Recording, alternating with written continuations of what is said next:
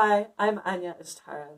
I want to share some tips that I've learned from teaching belly dance over many years for dancers who are maybe attending mixed level classes or just want to find a way to challenge themselves a little bit more in the class that they're already attending. So first of all, you want to just know what kind of class you're in. If you're attending a mixed level class, there's a good chance that the teacher is giving different skill level variations for whatever is going on.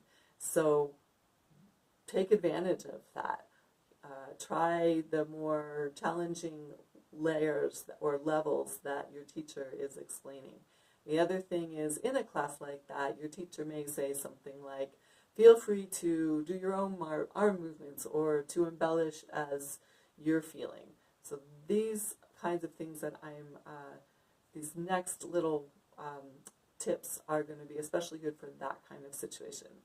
So, because you don't want to be distracting the class. If everybody is really meant to be doing a particular kind of arm movement, a particular kind of movement, it could potentially be distracting if you're doing something else purely because you want to challenge the level that you're working at. So make sure that it fits with the class you're attending. So assuming that all is good, you can add a different kind of arm position, like if you're doing drills, instead of having arms low or at shoulder level, arms overhead is almost always more challenging than any other arm position. So maintaining all of your good technique points while you're doing the rest of the movement with your arms overhead is a great way to challenge yourself.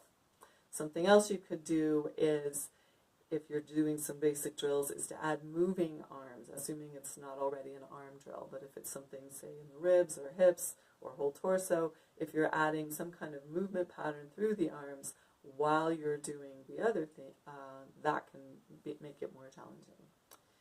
You might want to try working more with your muscles, working them more deeply, especially when you're intending to do a movement in a very sharp way, as an accent or something, really squeezing the muscles, holding it briefly, and then letting it go.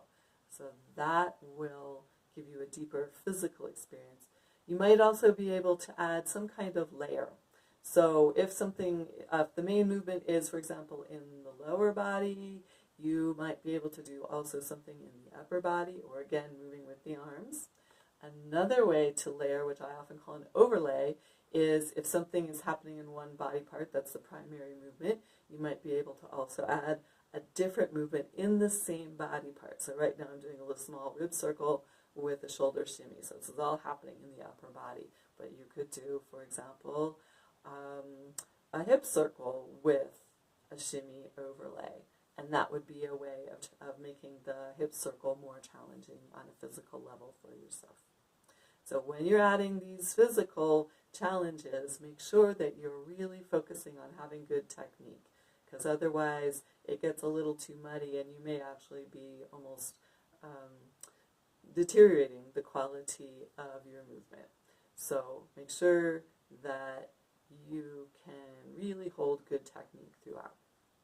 All right, some other ways to go deeper that will always be appropriate for any class setting are working with transitions.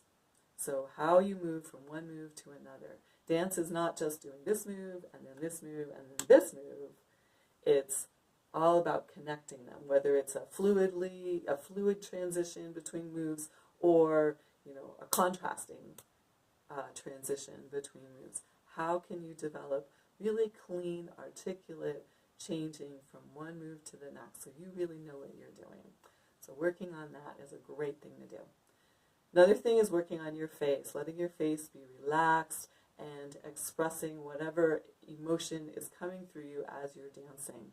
This takes practice, because a lot of times we're like focusing, squinting, or doing something as we're learning, and then how to start enjoying this and letting that enjoyment show on your face, or letting whatever expressive emotion you want to convey show through your face.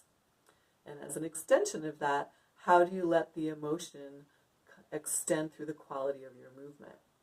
So that even if we didn't really see your face, something about the movement would convey your emotion as well. This is a little trickier, but you can play around with that. And how does your movement express the quality that you hear in the music?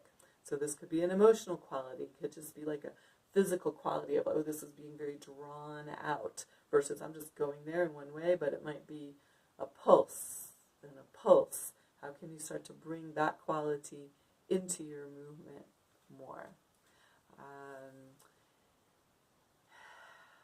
Breathing. How can you breathe more with your movements? Breathing in and out, letting your whole body fill with breath and letting that breath be connected to your movement. This is pretty challenging. I like to encourage people to focus on breathing early on because it's really an integral part of the movements, even though it doesn't seem like it. But breathing will bring a lot more depth to your movement and to your whole experience as a dancer. All right, so just a quick recap here. I listed some ways to make your movement more physically challenging. Some of those might potentially be disruptive in a certain kind of class, so just make sure that it's a class where the teacher is okay with people doing a lot of personal expression around drills or whatever. And then the other things, emotional expression, adding qualities of movement, breathing, all of those things, they're appropriate at any time, transitions, anytime, in anywhere. And I encourage you to work on those as a part of your dance because they're going to really bring you so much more fullness of your own experience. And also if you do ever choose to dance for other people, it's going to be a more full experience for those who are watching too. All right, I hope you've enjoyed these tips, and you can let me know in comments if there's anything's been really helpful to you. All right, see you.